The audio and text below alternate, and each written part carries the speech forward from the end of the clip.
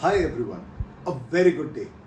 Today we will be discussing about the latest high street retail project or the neighborhood bazaar which is coming up in the heart of Gurgaon in sector 57. And yes, we are talking about the Sapphire 57. And today we have Dipanshu with us and we will be discussing about the project. Hi Dipanshu. Hello Sagar, how are you? I'm doing good. How are you? I'm good, thank you. So Sagar, I have a lot of people who are asking me about this project. So generally people know about Sapphire.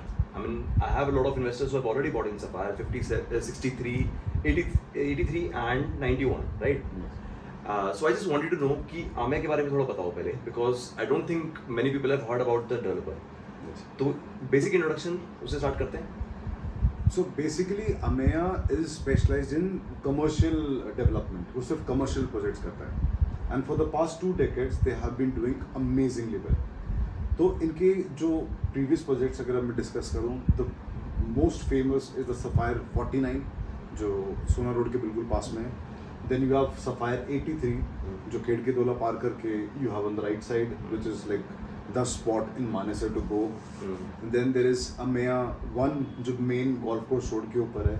And now this project, Sapphire 57, which they are launching. So, and these guys, इनकी speciality सिर्फ commercial development के अंदर है और leasing के अंदर है. ये भी काफ़ी important है. Because they give you leasing assistance also even after जो आपने shop खरीद ली होती है. बिकॉज अभी हुआ क्या था रिसेंटली इसके बारे में जब मुझे पता चला कि they are coming up in 57 तो I went to check out the project in 49 and 83 also मतलब ऊपर से नीचे तक आई वेंट देयर और जितनी भी दुकानें थी I think almost all of them were rented अगर आप कॉर्नर में भी जाएंगे तो वैसे तो व्हाट स्पेशल अबाउट दैट मतलब ऐसा कैसे हो सकता है कि डेवलपर की सारी दुकानें आपकी रेंटेड है.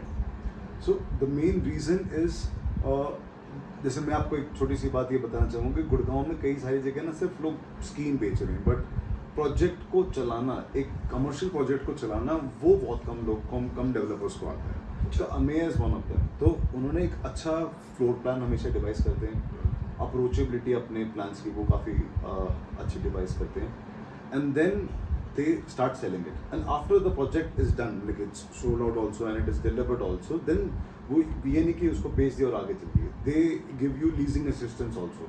They have their own in-house leasing company which will keep on reaching out to you कि अगर आपकी शॉप है अगर वो खाली है तो they will bring out potential tenants की सर ये tenant है ये rent आपको मिल सकता है. Okay.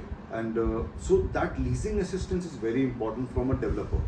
And that is what separates out Ameya from other developers. And इसी रीज़न से आप 83 की बात करो आप अपना 49 की बात करो these are projects are doing so well. अच्छा मुझे ये बताइए कि एक कमर्शियल सेक्टर के अंदर मतलब एक कमर्शियल को चलाने के लिए कितनी फैमिलीज आसपास होनी चाहिए और इस प्रोजेक्ट में ऐसा क्या है कि ये चलेगा.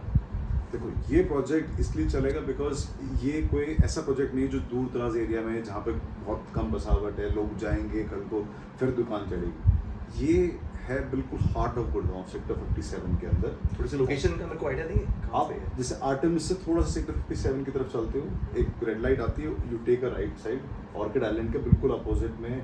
अच्छा okay yes yes I have seen that location. And इसकी विसिनिटी में मतलब वॉकिंग डिस्टेंस में मैं गाड़ी की भी बात नहीं कर रहा हूँ सिर्फ वॉकिंग डिस्टेंस में अप्रॉक्सीमेटली 8,500 फैमिलीज रह रही हैं. ओके. और इस प्रोजेक्ट के अंदर सिर्फ 150 दुकानें हैं.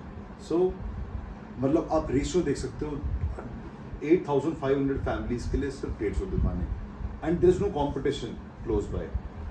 इसके सामने अगर मैं बात करूँ they are group housing societies. फिर ऑर्किड आइलैंड हो गया.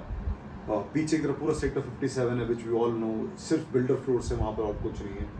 देन थोड़ा सा और आगे चलते हो तो BPTP का पार्क लाइफ फ्रीडम सोसाइटी है उसके अंदर अप्रॉक्सीमेटली 1,000 फैमिलीज तो वहीं पे रह रही हैं. एंड देन आप सेक्टर 51, 50 ये सारी चीज़ें सब वॉकिंग डिस्टेंस पे है मतलब ज़्यादा दूर नहीं 400-500 मीटर ही चलना है इन सब के लिए. और that's how you reach your audience.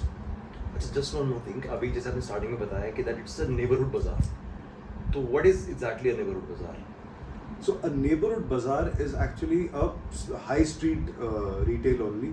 इस concept में क्या होता है कि it's more of daily needs shopping area. It's not a shopping mall कि जैसे आप गए वहाँ पर आप काफ़ी ज़्यादा टाइम बिताओगे या but this is something कि आप फास्ट रोटेशंस के लिए जाते हो लेकिन डेली नीड्स के लिए जाते हो। आपने गाड़ी जैसे गलेरिया मार्केट होगी अपनी सेक्टर DLF वाली, उसके अंदर क्या होता है, लोग जाते हैं, गाड़ी पार्क करते हैं, they go inside, do the shopping, get out. तो बहुत फास्ट रोटेशन, डेली नीड्स के कस्टमर काफ़ी आते हैं। Okay. So this is what there is a difference in neighbourhood बाजार और अ शॉपिंग मॉल पर से जो आप यूजुअली देखते हो।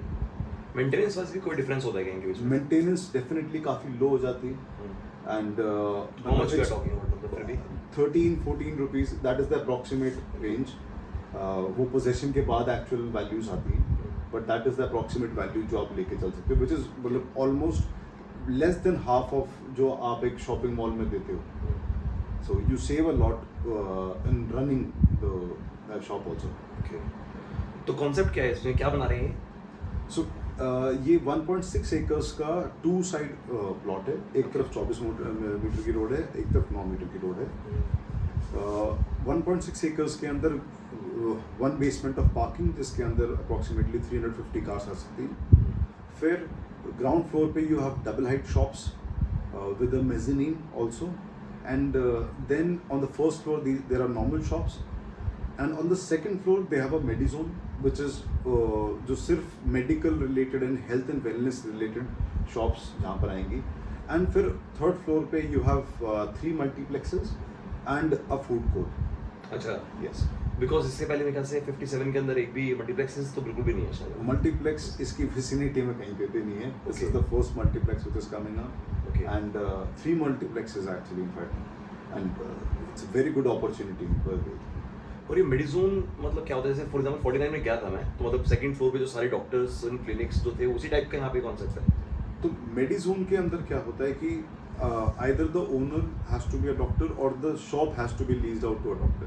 तो वो जो शॉप है वो हेल्थ और वेलनेस रिलेटेड ही टेनेंट्स आएंगे। जैसे आपकी क्लिनिक्स हो गए, आपके chemist, spa, gym, physiotherapy, CT scan, all these kinds of diagnostic centres. तो इससे होता क्या है, जैसे कि आपने कोई एक स्पेसिफिक बाज़ार जहाँ पर देखते हो कि एक ही तरह के जब लोग आ जाते हैं, तो वो बाज़ार उसकी तरफ से उस प्रोफेशन से जाना जाता है। तो सेकंड फ्लोर पे मेडिजोन का होने से फ़ायदा ये होता है कि एक तो आर्टेमिस पास में हो गया, तो आर्टेमिस के जो डॉक्टर्स प्रिस्क्राइब करते हैं उसकी वजह से काफ़ी रिपलिंग इफेक्ट आएगा इस मार्केट में कि मेडिकल एरिया काफ़ी डेवलप होएगा। प्लस जब एक ही जगह पे एक ही कम्युनिटी के लोग आ जाते हैं तो वो एरिया जल्दी डेवलप हो जाता है। So that is the effect of मेडिजोन।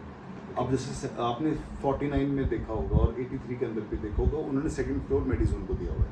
अच्छा, उसमें और यहाँ पे एक डिफरेंस है। They have brought out a very new thing कि 49 या 83 में अगर आपको सेकंड फ्लोर पे जाना है तो आप नॉर्मल एस्केलेटर्स और लिफ्ट से जाते हो।